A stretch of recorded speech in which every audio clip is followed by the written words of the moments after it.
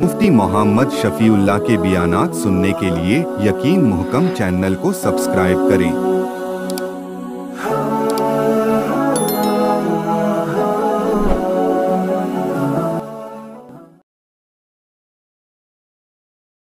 الحمدللہ وکفا وسلام علی عباده الذین اصطفى ارسلہ بالحق بشیرا ونذیرا وداعیا الی اللہ بإذنہ وسراجا منیرا۔ وقال اللہ تبارک وتعالی فی الکلام المجید والفرقان الحمید۔ اعوذ باللہ من الشیطان الرجیم، بسم اللہ الرحمن الرحیم۔ الیس اللہ بکاف عبدہ،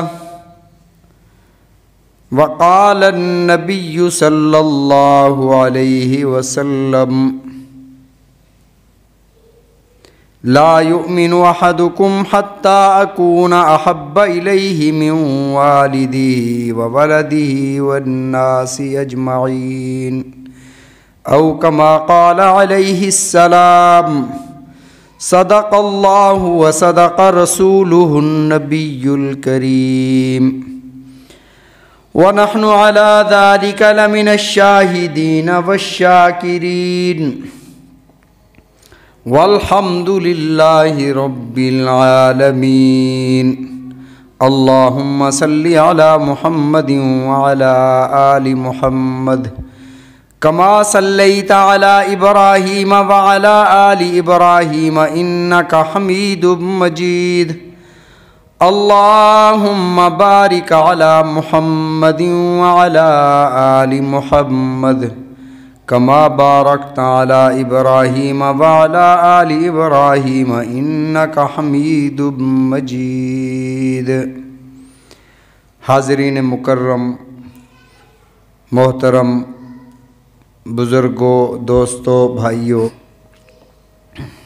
آپ حضرات کے سامنے کلام مقدس فرقان حمید کی آیت مبارکہ اور ایک حدیث مبارکہ تلاوت کی۔ دعا ہے کہ رب العزت مجھے حق اور سچ بیان کرنے کی توفیق عطا فرمائے، رسول اللہ صلی اللہ علیہ وسلم کے فرامین ہمیں سمجھنے کی اور اس پر عمل پیرا ہونے کی توفیق عطا فرمائے۔ کائنات میں جتنی بھی محبتیں ہیں، ہر محبت کے پیچھے ایک غرض ہے۔ والدین اگر اپنی اولاد سے محبت کرتے ہیں تو پیچھے ایک غرض ہے کہ میرا کوئی وارث ہے، میں بوڑھا ہو جاؤں گا تو میری دیکھ بھال کرنے کے لیے میری اولاد ہونی چاہیے۔ اور ایک غرض یہ بھی ہے، المال والبنون زینۃ الحیات الدنیا، مال اور یہ بیٹے یہ دنیا کی زینت اللہ نے بنایا، تو دنیا کی زینت تو ہر انسان کو چاہیے۔ باپ اور بیٹے کی محبت کے پیچھے ایک غرض ہے، اور اگر کوئی اولاد اپنے والدین سے محبت کرتی ہے اس کے پیچھے بھی کوئی غرض ہے کہ ہماری کفالت کرنے والا کوئی نہیں، ہماری ضروریات پوری کرنے والا۔ اور اسی طرح میاں بیوی اگر ایک دوسرے سے محبت کرتے ہیں تو بھی ان میں ایک غرض ہے کہ بیوی کو کوئی کفالت کرنے کے لیے کوئی سرپرست چاہیے، اور شوہر کی ضروریات زندگی کے لیے، اس کے بچوں کو سنبھالنے کے لیے، گھر سنبھالنے کے لیے کوئی بیوی چاہیے، کوئی خاتون چاہیے۔ وہ نکاح کی صورت میں اللہ نے انہیں جمع فرمایا، لیکن ان کی محبت میں بھی کوئی غرض ہے۔ اسی طرح استاد اور شاگرد کی محبت میں بھی کوئی نہ کوئی غرض پوشیدہ ہے۔ شاگرد استاد سے اس لیے محبت کرتا ہے، استاد سے میں علم حاصل کر رہا ہوں، علم حاصل کرنے کی غرض پوشیدہ ہے۔ اور استاد اپنے شاگرد سے محبت کرتا ہے کہ میں اگر علم کو منتقل نہ کروں تو میرا علم ضائع ہو جانے کا اندیشہ ہے۔ اگر کوئی مرشد اپنے مرید سے محبت کرتا ہے تو کوئی غرض ہے، مرید اپنے مرشد سے محبت کرتا ہے کوئی غرض ہے، مقتدی اپنے امام سے محبت کرتا ہے تو کوئی غرض ہے۔ ہر جگہ دنیا میں کہیں بھی کوئی محبت پائی جائے گی تو آپ کو کہیں نہ کہیں کوئی غرض نظر آئے گی، لیکن دو محبتیں ایسی ہیں جہاں پر بے لوث بے غرض وہ محبت ہے۔ ایک تو اللہ کی بندے کے ساتھ محبت، اور دوسری رسول اللہ صلی اللہ علیہ وسلم کی امت سے محبت۔ یہ بے غرض محبتیں جن کے پیچھے کوئی غرض نہیں ہے۔ اللہ کو کوئی غرض نہیں ہے کسی انسان سے۔ اگر ساری دنیا نماز پڑھنا چھوڑ دے اللہ کو کوئی پرواہ نہیں ہے۔ اگر ساری کائنات سبحان اللہ نہ کہے، کوئی ایک شخص بھی سبحان اللہ نہ کہے تو اللہ کی پاکی میں کوئی فرق نہیں آتا۔ اگر ساری کائنات سارے مل کر اللہ اکبر کہنا چھوڑ دیں تو خدا کی بڑائی میں کوئی فرق نہیں آتا۔ اللہ پہلے سے بڑے ہیں۔ جب انسان اللہ اکبر کہتا ہے تو خود اللہ اسے عزتیں عطا فرماتے ہیں۔ خدا کی بڑائی، خدا کی حمد و ثنا اگر انسان کرتا ہے تو اللہ کی غرض یہ نہیں ہے کہ انسان اس کی عبادت کرے، اس کی پاکی بیان کرے، اس کی بڑائی بیان کرے تو اللہ کے مرتبے بڑھتے ہیں، ایسا نہیں ہے۔ اللہ جو انسانوں سے محبت فرماتے ہیں، اپنے بندوں سے محبت فرماتے ہیں، بے لوث بے غرض محبت فرماتے ہیں۔ اللہ کی کوئی غرض نہیں ہوتی۔ حضرت صدیق اکبر رضی اللہ تعالیٰ عنہ کے بارے میں آتا ہے کہ انہوں نے اپنی انگوٹھی کے اوپر یہ کنندہ کروایا ہوا تھا، الیس اللہ بکاف عبدہ، کیا اللہ اپنے بندے کو کافی نہیں ہے؟ اللہ کی محبت بندے کے ساتھ بے غرض اور رسول کی محبت امت کے ساتھ بے غرض۔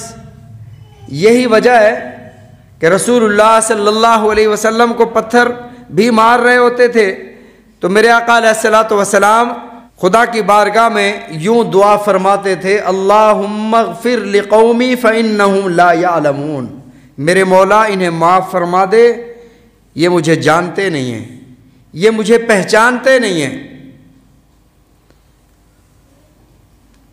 اللہ اپنے بندوں سے محبت فرماتے ہیں، بندہ پھر اللہ سے محبت کرتا ہے۔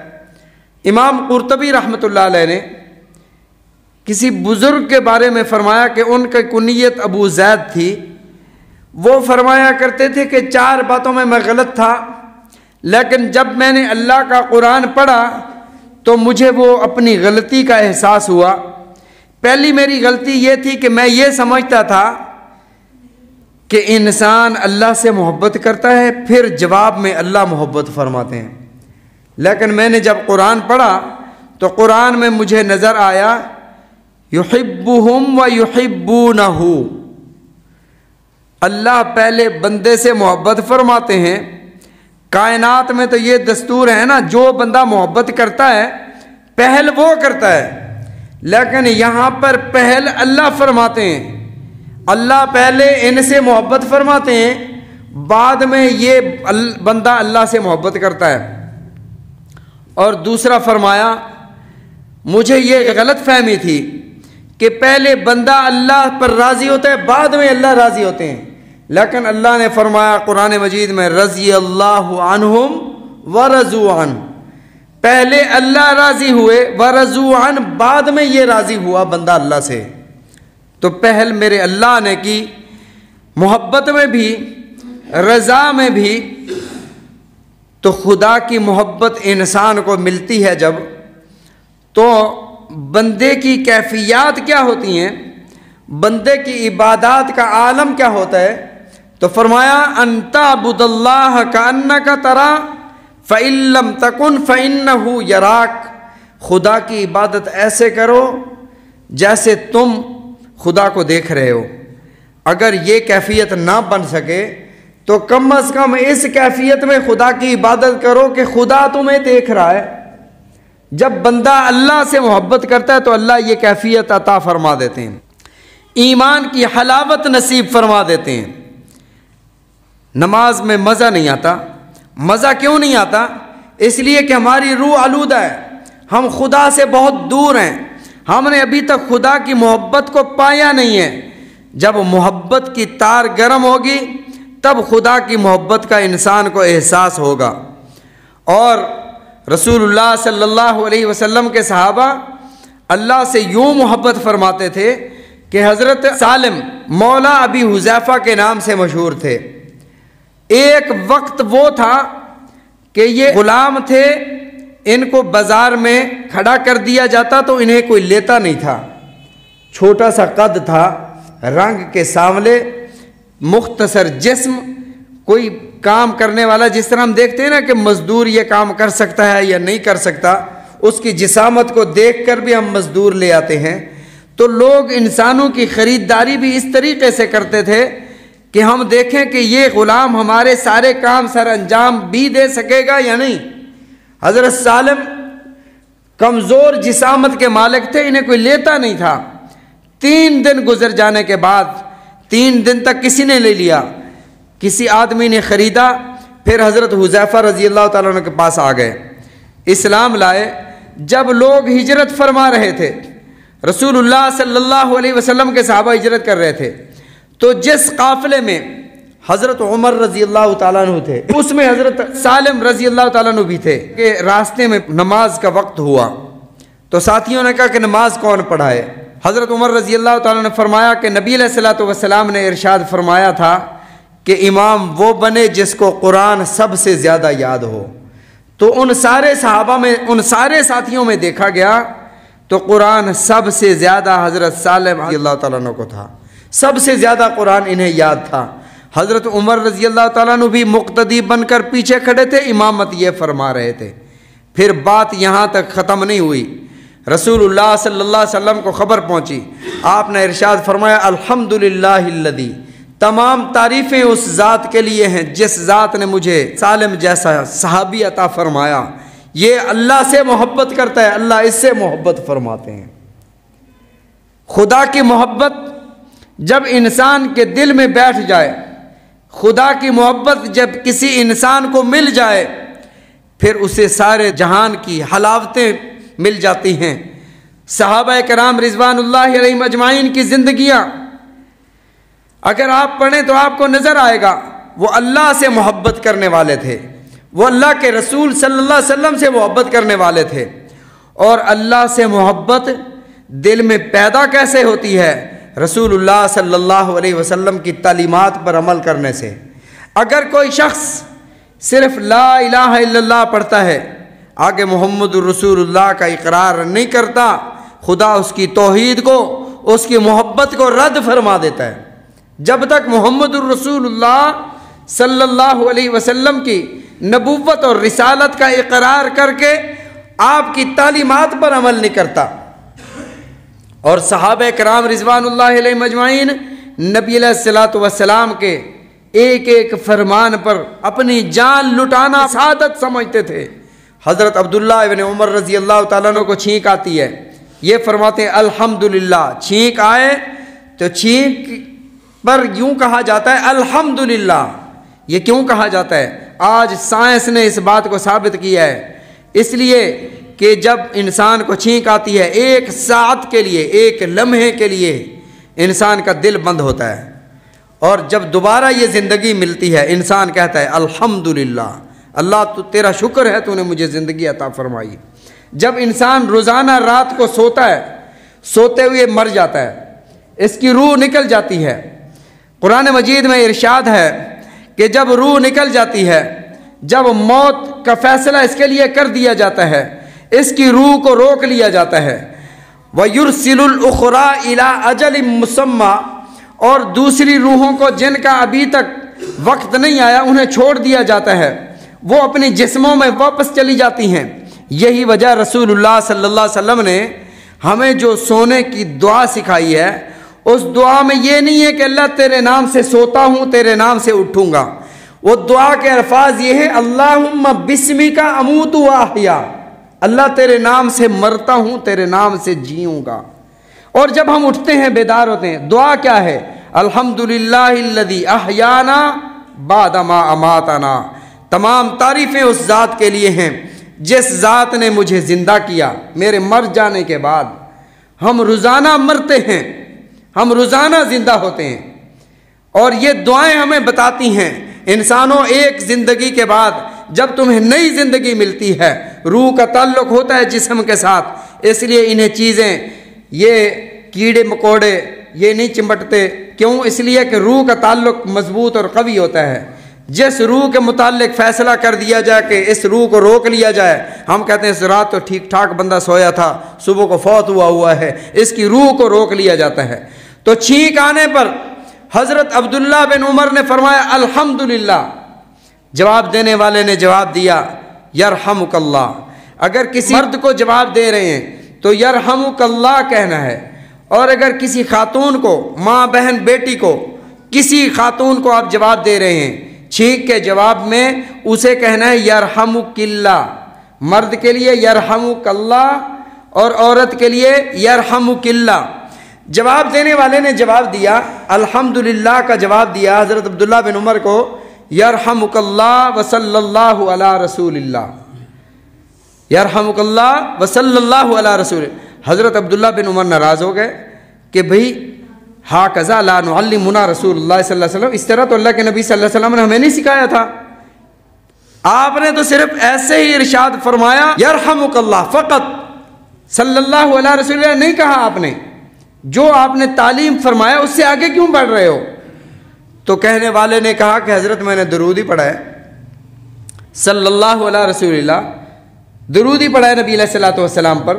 انہوں نے فرمایا کہ اس موقع پر میرے آقا نے نہیں سکھایا، اس موقع پر، جیسے اگر کوئی اذان دے رہا ہو، اذان کے آخر میں کوئی بندہ کہے بھی کلمہ جب پورا ہے لا الہ الا اللہ محمد الرسول اللہ، کلمہ پورا ہے نا، تو اللہ اکبر اذان کے آخر میں اللہ اکبر لا الہ الا اللہ محمد الرسول اللہ، تو ہر بندہ کہے گا بھی اذان صحیح نہیں ہے، وہ کہے بھی میں نے تو محمد الرسول اللہ کہا ہے، ساتھ کلمے کو پورا کیا ہے، پہلے آپ آدھا پڑھ رہے تھے، میں نے پورا کیا ہے کلمہ، اذان کیوں نہیں ہوئی؟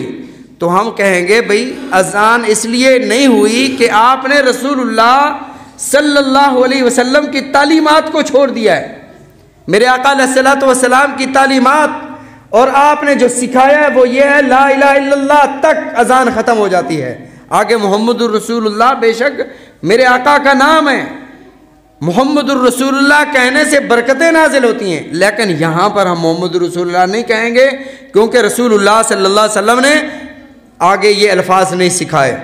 تو حضرت عبداللہ بن عمر رضی اللہ تعالیٰ نے فرمایا جس قدر رسول اللہ صلی اللہ علیہ وسلم نے تعلیمات فرمائیں اس قدر اتنا ہی عمل کرو۔